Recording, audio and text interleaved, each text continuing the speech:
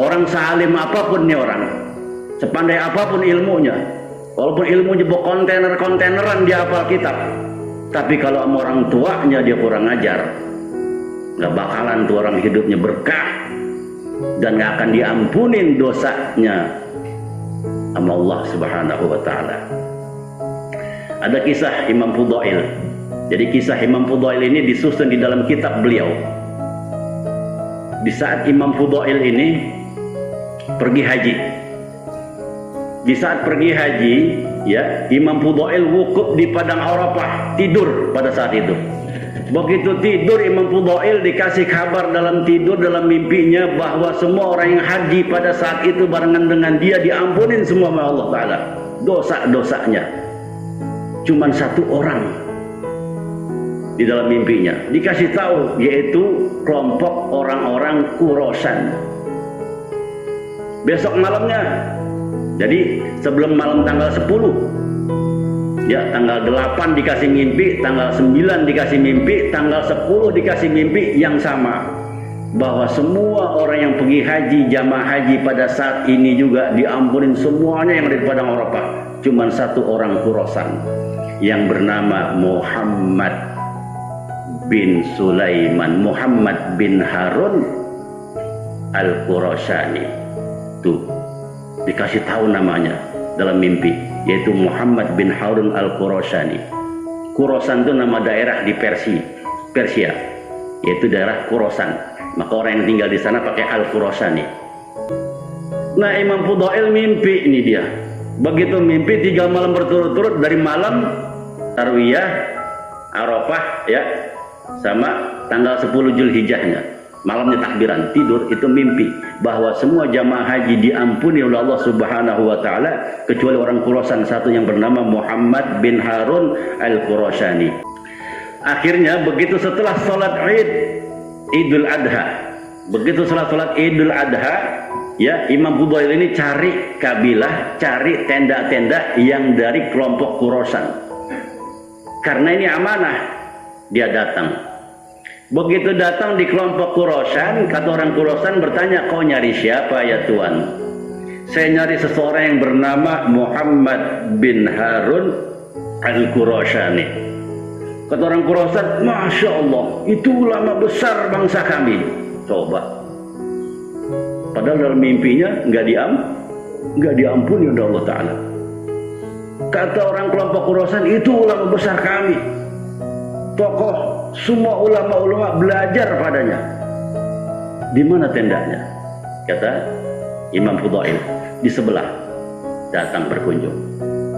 Assalamualaikum, waalaikumsalam. Berkisah. Kita berkisah langsung, apakah engkau Muhammad bin Harun Al-Qurasani? Iya, saya.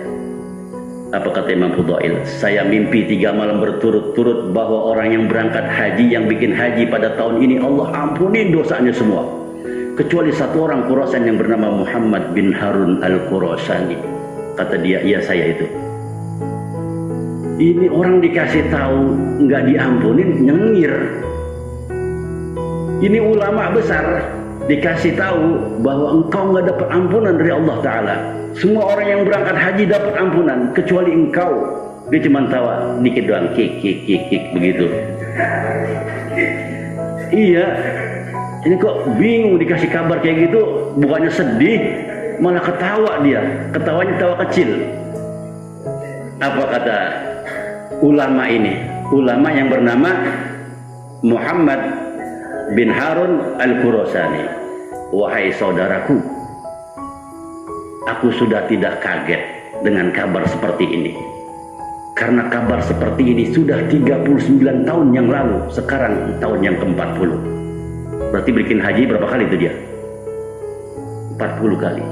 Memang kenapa ya ulama? Ya Syekh, karena setiap tahun saya bikin haji, dan setiap tahun ada orang alim, ada orang soleh yang mengabarkan, dan sudah 40 orang soleh yang mengabarkan, orang alim, terakhir adalah engkau.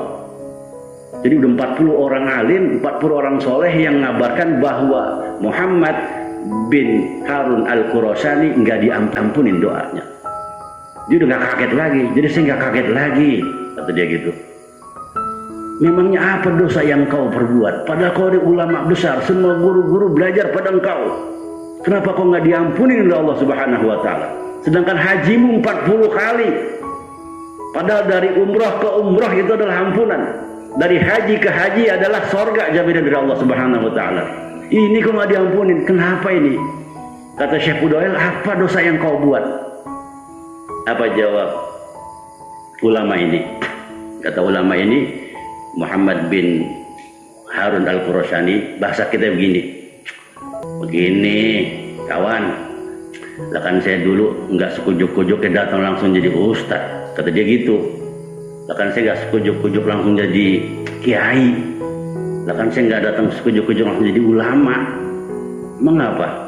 Bahasa kitanya, lah dulu saya bandel sebelum jadi ulama, bandel dah, kata dia. Pokoknya bejat dah saya mah, apa yang saya lakuin sebelum jadi ulama, apa aja saya kerjain. Ya nama orang hidup, lah rambutnya tadi hitam terus jadi putih, lah begitu kehidupan. Tadi yang saya hidupannya hitam, lalu berubah jadi putih. Itu tadi saya nakal, bandel, kelewat dah saya mah, ngetop banget bah. Dia bilang gitu. Emang apa dosanya? Waktu saya pulang, ya saya udah punya istri. Begitu saya pulang, saya nggak sadar bentak ibu saya. Ibu saya bentak, air matanya keluar, nangis, ngelawan. Jadi ibunya ngomong dibantah, tibang bantah doang, ibunya keluar air mata. Begitu keluar air mata, pulang nih ibunya. Begitu pulang belum sempat minta maaf, wafat ibunya. Obat. Tibang sekali bikin emaknya keluar air mata. Kita berapa kali? Tibang sekali emaknya keluar air mata. Begitu pulang, pagi udah pulang ke rahmatullah. Saya belum sempat taubat. Jadi saya belum sempat minta maaf sama ibu saya. Saya belum minta redha. Ibu saya udah pulang ke rahmatullah. Setelah kejadian itu, setelah dimandiin apa sholat, saya tinggalkan dunia. Semua saya tinggalkan. Saya berangkat ke kota Makkah ini. Dari 45 tahun yang lalu saya berangkat ke kota Makkah. Saya nuntut ilmu sama guru-guru, wali-wali, ulama-ulama yang ada di sini. Akhirnya Allah kasih kehendak saya dapat mempelajari ilmu pengetahuan. Dan saya Allah angkat, Allah beri kepandaian. Dan Allah beri saya kedudukan menjadi ulama. Jadi saya nggak kaget apabila ada orang udah 40 tahun yang lalu mengatakan kalau saya nggak diterima, dosa saya nggak diampunin sama Allah. Coba, lantaran bentak emaknya, ibadah haji 40 tahun belum diampunin sama Allah. Coba nih, ulama besar aja nih nggak kabul, dosanya nggak diampunin sama Allah. Sampai 40 kali bikin haji. Jadi ulama itu bukan bahagia, sedih. Akhirnya Imam Fudail setelah dengar berita itu pulang beliau. Begitu pulang ke kemahnya, ternyata di malam tanggal 11-nya Imam Fudail, imam yang dikasih izin sama Allah Ta'ala, mengetahui datang lagi kabar bahwa semua orang yang bikin haji pada tahun ini diampuni Allah semua dosanya, tidak ada satupun yang ketinggalan, termasuk Muhammad bin Harun al-Qurashani. Ya tuh, 40 bikin haji baru diampuni. Timbang gara-gara bikin emaknya nangis. Coba kita dah mulai sekarang merenung. Orang tua kita masih ada, buru-buru minta ridhonya. Kalau yang udah nggak ada, doain. Ada cara yang supaya bisa nyelamatin ibu kita atau bapak kita nggak diseksa sama Allah. Apa caranya? Baca la ilaha illallah 70.000 kali. Ya Allah, aku baca la ilaha illallah 70.000 kali, pahalanya buat almarhumah. Sebutin siapa? Mak kita siapa namanya?